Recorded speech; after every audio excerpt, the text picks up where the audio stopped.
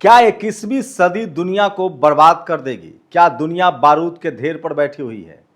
और क्या 3-4 बड़े दुनिया के तानाशाह जो लोकतंत्र के नाम पर लंबे समय तक सत्ता में बैठे हुए हैं, उनकी अपनी जो ईगो है, उनका अपना जो अहंकार है, वो दुनिया को ले डूबेगा?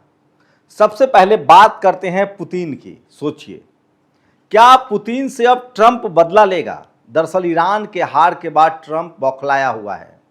वो किसी भी हद तक जा सकता है। तो ट्रंप अब क्या कर सकता है? ट्रंप सीधे युद्ध में न जाकर प्रॉक्सी वॉर लड़ेगा।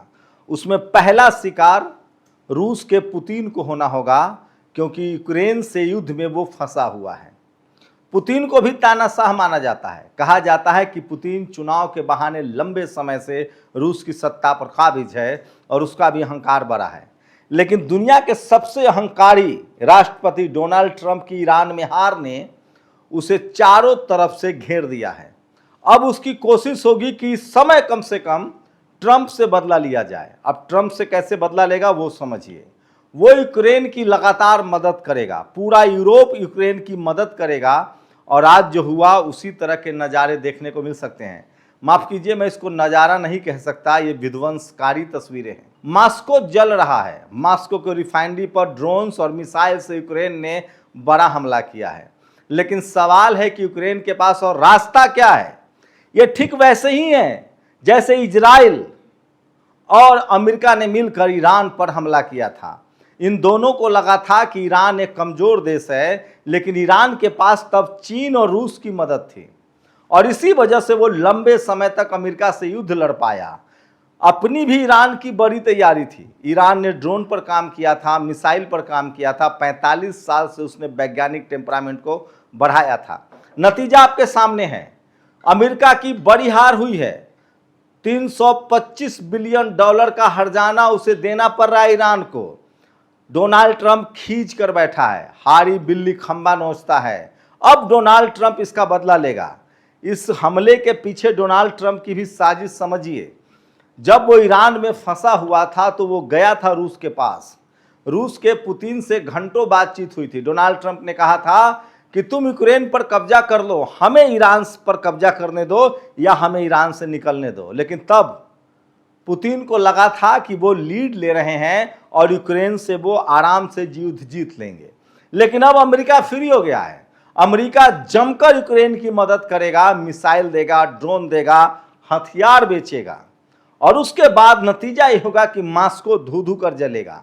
अब इसके बाद चूंकि पुतिन के पास एटॉमिक हथियार भी है, पुतिन एक ताकतवर देश के राष्ट्रपति हैं, सोचिए, तो क्या पुतिन परमाणु हमला करेंगे? ये सबसे बड़ी खबर है जिस पर मैं बताऊंगा। वीडियो को लास्ट तक देखें। लेकिन क्या इसी तरह के नतीजे चीन के साथ हो सकते हैं?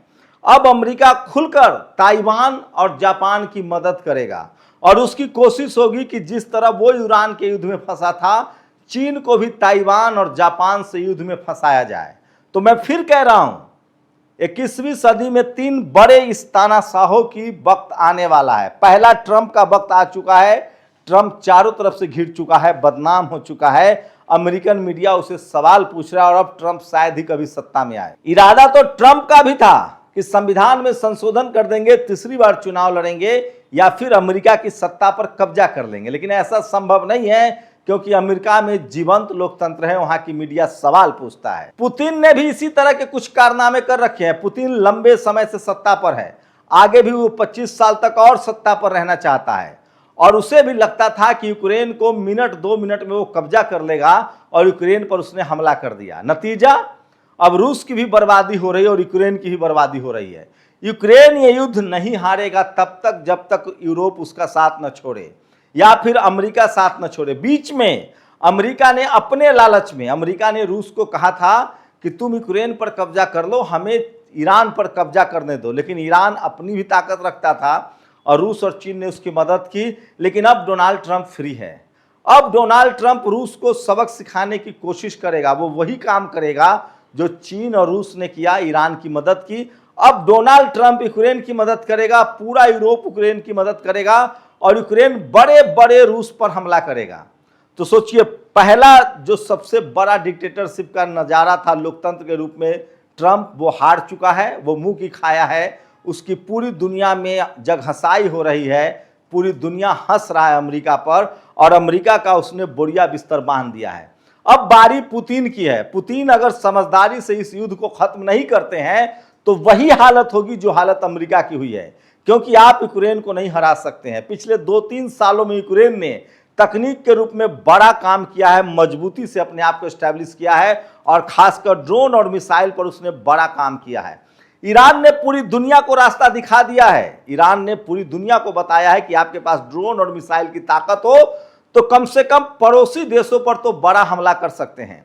ईरान इस युद्ध में इसलिए जीता क्योंकि अमेरिका के जो 12 खाड़ी देशों में सैनिक अड्डे थे उस तक उसकी मिसाइल पहुंचती थी, यहां तक कि इजराइल पर भी मिसाइल पहुंचता था। तो सोचिए, दुनिया के 2 तानाशाहों का तो बोरिया बिस्तर बन चुका है। पहला बेंजामिन नेतन्याहू जो इजराइल का प्रधानमंत्री है, वो भी तानाशाह, उसने भी फिलिस्तीन पर हमला करके सोचा था कि फिलिस्तीन पर कब्जा कर लेंगे।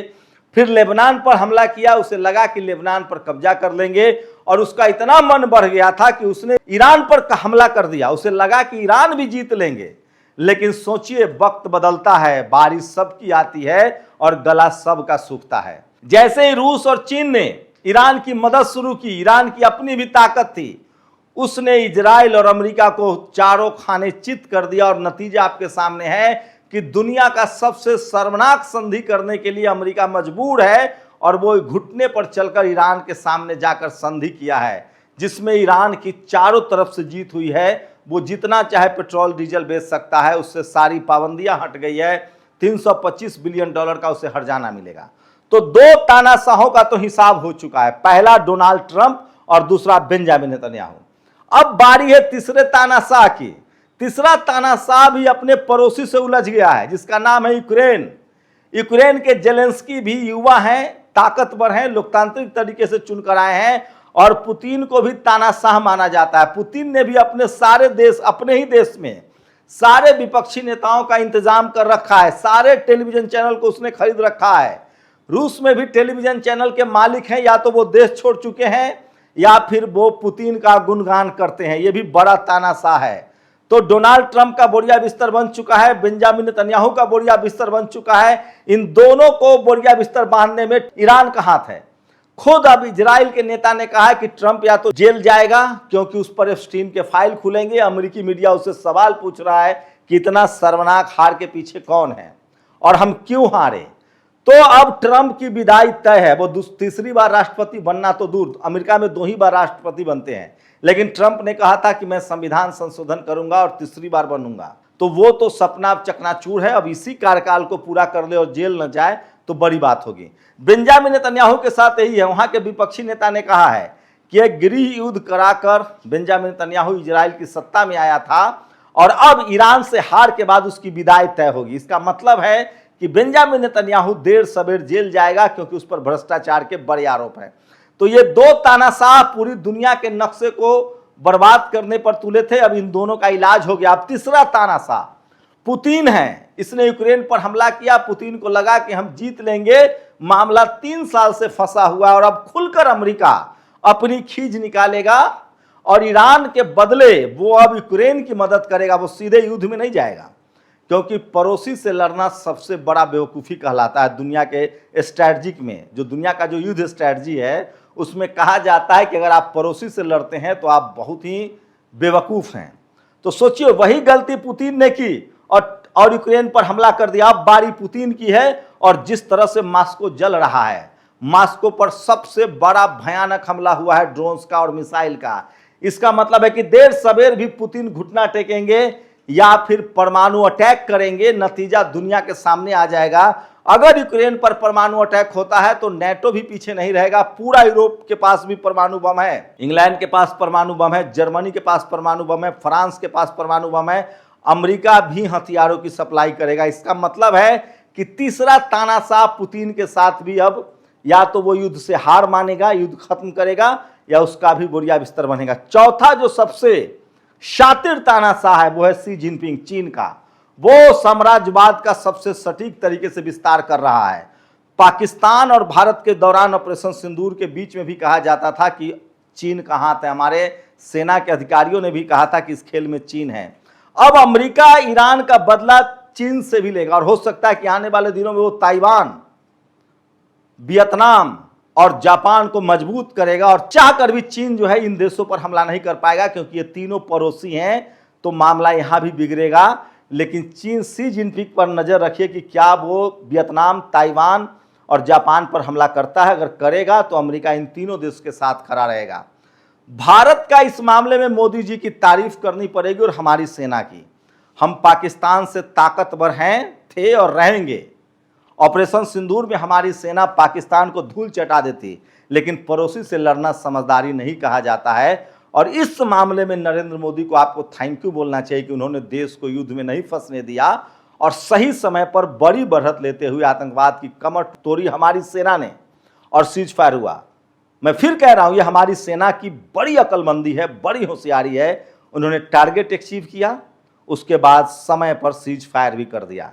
नहीं तो मौका मिल जाता चीन को और वो पाकिस्तान की तरफ से अपने हथियार की टेस्टिंग करता। मैं इसीलिए कह रहा हूं, अंत में दुनिया को बुद्ध के रास्ते पर लौटना होगा। दुनिया का कल्याण बुद्ध के विचारों से, युद्ध नहीं, दुनिया को बुद्ध चाहिए। आप अपनी राय जरूर दीजिए। शुक्रिया। नेशनल दस्तक की आपसे गुजारिश है कि अगर इसको बचाना चाहते हैं तो नेशनल दस्तक को सब्सक्राइब करने के लिए रेड कलर के सब्सक्राइब बटन को दबाएं, फिर बेल आइकन की घंटी दबाएं। नेशनल दस्तक को बचाने के लिए बहुत जरूरी है कि हर खबर को शेयर करें, लाइक करें, कमेंट जरूर करें।